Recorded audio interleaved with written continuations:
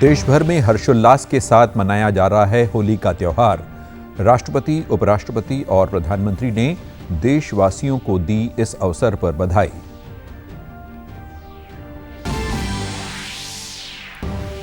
पंजाब विधानसभा का बजट सत्र होगा आगामी 21 से 28 मार्च तक। बजट पेश किया जाएगा 26 मार्च को। पंजाब कैबिनेट की बैठक के दौरान बजट सत्र व 40 नए हुनर स्कूल स्थापित करने सहित लिए गए कई अहम फैसले।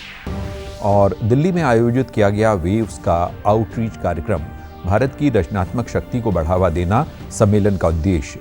अश्वनी वैष्णव ने वेव्स को बताया कलाकारों के लिए प्रतिभा दिखाने का बेहतरीन मंच। नमस्कार, चंडीगढ़ से आपका स्वागत है। मैं हूं आशुतोष। अब समाचार विस्तार से। रंगों का त्योहार होली आज पूरे देश में पारंपरिक उत्साह और हर्षोल्लास के साथ मनाया जा रहा है। ये त्योहार बसंत ऋतु के आगमन और बुराई पर अच्छाई की जीत का प्रतीक है। ये एकता और सद्भावना को बढ़ावा देता है। राष्ट्रपति द्रौपदी मुर्मू ने होली पर देशवासियों को शुभकामनाएं दी हैं। राष्ट्रपति ने अपने संदेश में कहा कि ये त्योहार खुशियां और उत्साह लेकर आता है। उपराष्ट्रपति जगदीप धनखड़ ने भी देशवासियों को शुभकामनाएं दी हैं। उन्होंने कहा कि होली बुराई पर अच्छाई की जीत और बसंत ऋतु के आगमन का प्रतीक है। सोशल मीडिया पर पोस्ट में उन्होंने कहा कि हर्ष और उल्लास से भरा यह त्योहार सभी के जीवन में नया उत्साह और ऊर्जा लेकर आएगा तथा देशवासियों में एकता के रंग को और मजबूत करेगा। प्रधानमंत्री नरेंद्र मोदी ने भी होली के अवसर पर लोगों को शुभकामनाएं दी हैं। सोशल मीडिया में मोदी ने कहा कि हर्षोल्लास और आनंद से भरा यह त्योहार सभी के जीवन में नया उत्साह और ऊर्जा भरेगा तथा देशवासियों में एकता के रंग को और भी गहरे करेगा। इधर चंडीगढ़ समेत पंजाब और हरियाणा में भी होली का त्योहार सुबह से ही बड़े ही हर्षोल्लास के साथ मनाया जा रहा है। लोगों में इस त्योहार को लेकर काफ़ी उत्साह देखने को मिल रहा है। पंजाब के राज्यपाल और चंडीगढ़ के प्रशासक गुलाब चंद कटारिया ने होली के शुभ अवसर पर पंजाब और चंडीगढ़ के लोगों को हार्दिक बधाई और शुभकामनाएं दी हैं। राज्यपाल ने अपने संदेश में कहा कि होली का त्योहार बसंत के आगमन और बुराई पर अच्छाई की जीत का प्रतीक है। पंजाब के मुख्यमंत्री भगवंत सिंह मान ने भी सोशल मीडिया एक्स पर रंगों के त्योहार होली की शुभकामनाएं दी हैं। उन्होंने आशा व्यक्त की है कि यह त्योहार आपके जीवन में खुशियां के रंग लेकर आएगा। आपसी प्रेम और भाईचारा सदैव बना रहे। हरियाणा के राज्यपाल बंडारू दत्तात्रेय ने हरियाणा राजभवन में आयोजित होली मिलन समारोह के दौरान प्रदेशवासियों को होली के पावन पर्व की हार्दिक शुभकामनाएं दी हैं। हरियाणा के मुख्यमंत्री नायब सिंह सैनी ने अपने सोशल मीडिया एक्स पर सभी को होली की हार्दिक शुभकामनाएं दी हैं। उन्होंने कहा कि होली केवल रंगों का त्योहार नहीं बल्कि प्रेम, भाईचारे और सामाजिक सौहार्द का प्रतीक है। पंजाब विधानसभा का बजट सत्र 21 मार्च से 28 मार्च तक होगा। बजट 26 मार्च को पेश किया जाएगा। मुख्यमंत्री भगवंत सिंह मान की अध्यक्षता में कल पंजाब कैबिनेट की हुई बैठक के दौरान विधानसभा के बजट सत्र की तिथियों के बारे में ये फैसला लिया गया। राज्य के वित्त मंत्री हरपाल सिंह चीमा ने बजट की तिथियों के बारे में प्रेस वार्ता में ये जानकारी दी। उन्होंने बताया कि 21 मार्च को राज्यपाल विधानसभा को संबोधित करेंगे। उन्होंने कहा कि बिजनेस एडवाइजरी कमेटी के सुझाव पर बजट सत्र की समय अवधि में बदलाव भी किया जा सकता है। ਜਿਹੜਾ ਵਿਧਾਨ ਸਭਾ ਦਾ ਸੈਸ਼ਨ ਆ ਇਹ 21 ਮਾਰਚ ਤੋਂ ਸ਼ੁਰੂ ਹੋ ਕੇ 28 ਮਾਰਚ ਤੱਕ 21 ਮਾਰਚ ਤੋਂ ਸ਼ੁਰੂ ਹੋ ਕੇ 28 ਮਾਰਚ ਤੱਕ ਇਹ ਵਿਧਾਨ ਸਭਾ ਦਾ ਸੈਸ਼ਨ ਜਿਹੜਾ ਉਹ ਚੱਲੂਗਾ, ਜਿਹਦੇ ਅੰਦਰ ਸਭ ਤੋਂ ਪਹਿਲਾਂ ਮਾਨਯੋਗ ਗਵਰਨਰ ਸਾਹਿਬ ਆਪਣਾ ਭਾਸ਼ਣ ਦੇਣਗੇ ਔਰ ਉਸ ਤੋਂ ਬਾਅਦ ਉਸ ਭਾਸ਼ਣ ਦੇ ਉੱਤੇ 2 ਦਿਨ ਜਿਹੜੀ ਆ बहस होगी और फिर 26 तारीख ਨੂੰ बजट ਜਿਹੜਾ 2025-26 ਦਾ बजट ਜਿਹੜਾ आम बजट आ वो पेश किया जाऊगा।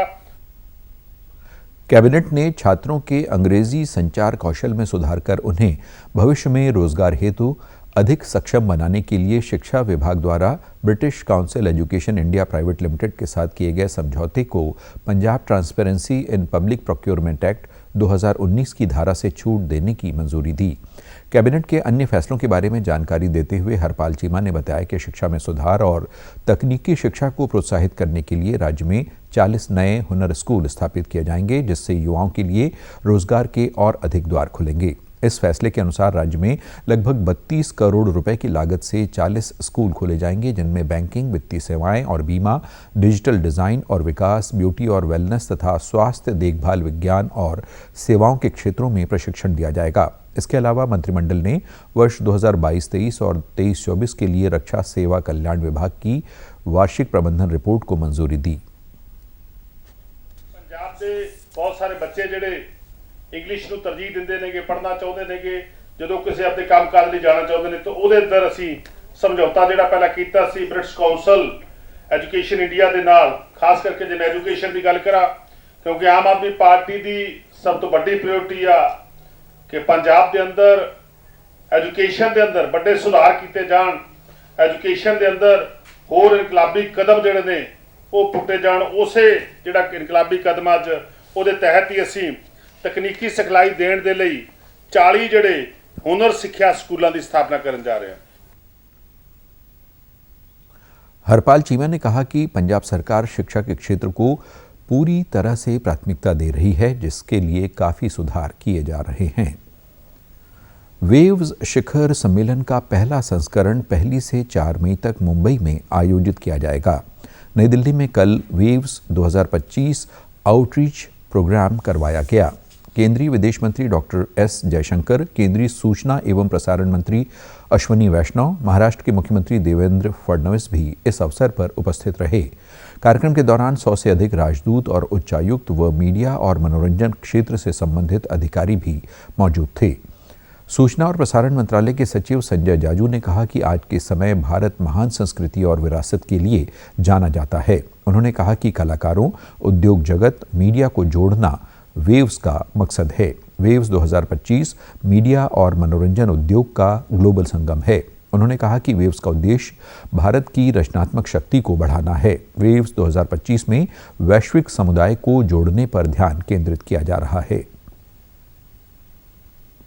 But it also acts as a bridge between innovation and tradition. In today's interconnected world, the role of media and entertainment extends beyond storytelling. It's actually a force for positive change. कार्यक्रम को केंद्रीय सूचना और प्रसारण मंत्री अश्वनी वैष्णव ने भी संबोधित किया। उन्होंने कहा कि मीडिया और मनोरंजन जगत में बहुत बदलाव आया है। उन्होंने कहा कि टेक्नोलॉजी, रचनात्मकता और मीडिया के कारण ये बदलाव हुआ है। उन्होंने कहा कि भारत के लोगों ने डिजिटल टेक्नोलॉजी को बहुत जल्दी अपनाया है। वह वेव्स का उद्देश्य नए ज़माने के छोटे से छोटे क्रिएटर्स को उभारना है, जो कि तकनीक का इस्तेमाल करके बढ़िया मनोरंजन सामग्री उपलब्ध करवा रहे हैं। सब आए थे, उन सब से निवेदन किया गया कि अपने अपने देश में वेव्स के बारे में बताएं और अपने देश से पार्टिसिपेशन करवाएं, जिससे कि ये जो एक नया प्लेटफॉर्म बन रहा है, एक बहुत नया, जैसे मूवीज़ में ऑस्कर है, कांस है, इफ़ी है, वैसे ही क्रिएटिव वर्ल्ड के लिए बहुत बड़ा एक ये नया प्लेटफॉर्म बन रहा है। इसमें पार्टिसिपेट करें। हमारे क्रिएट इन इंडिया चैलेंज में बहुत अच्छा पार्टिसिपेशन हुआ है। पंजाब सरकार द्वारा अगले 5 वर्षों के लिए पंजाब रोडवेज पनबस की बसों के लिए डीजल आपूर्ति हेतु इंडियन ऑयल कॉरपोरेशन के साथ एक समझौता किया गया है। ये समझौता पंजाब के परिवहन मंत्री लालजीत सिंह भुल्लर की उपस्थिति में हुआ। समझौते पर हस्ताक्षर करने के बाद पंजाब भवन में पत्रकारों को जानकारी देते हुए लालजीत सिंह भुल्लर ने बताया कि इस समझौते से 5 वर्षों की अवधि में सरकारी खजाने को लगभग 90 करोड़ रुपए की बचत होगी। उन्होंने बताया कि इस समझौते के तहत आईओसी ने 2550 रुपये प्रति किलोलीटर की छूट की पेशकश की है, जो कि 2019 में हुए पिछले समझौते की तुलना में 570 रुपये प्रति किलोलीटर अधिक है।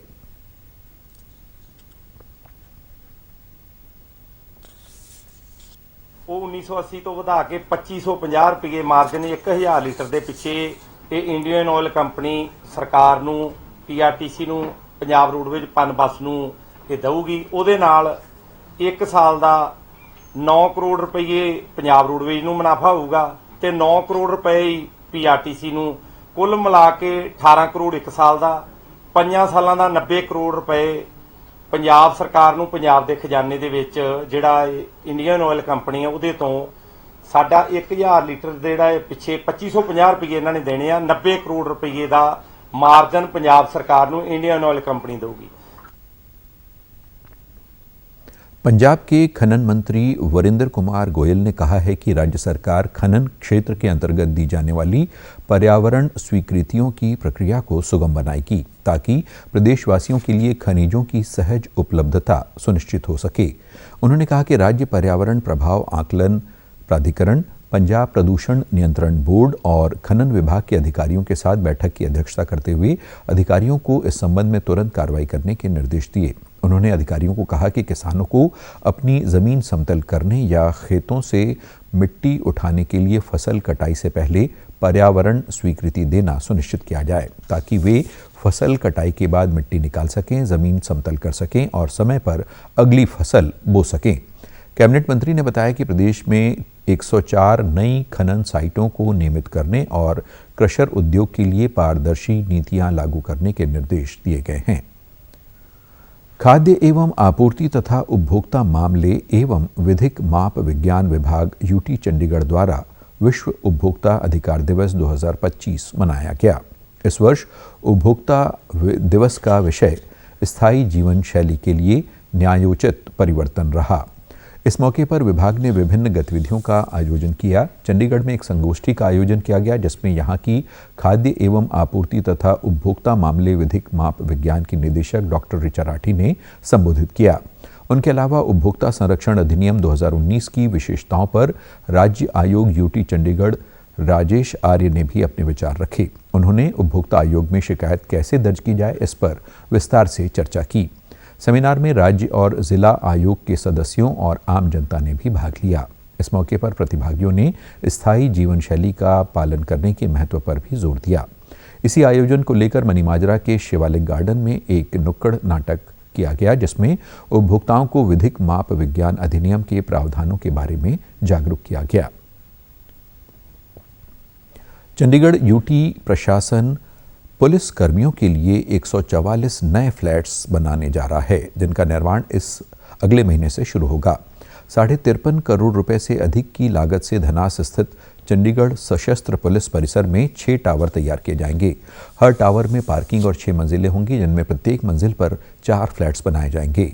आधुनिक सुविधाओं से लैस इन आवासों में हवादार लिविंग रूम, बेडरूम, बालकनी और बेहतर वेंटिलेशन वाली रसोई होगी।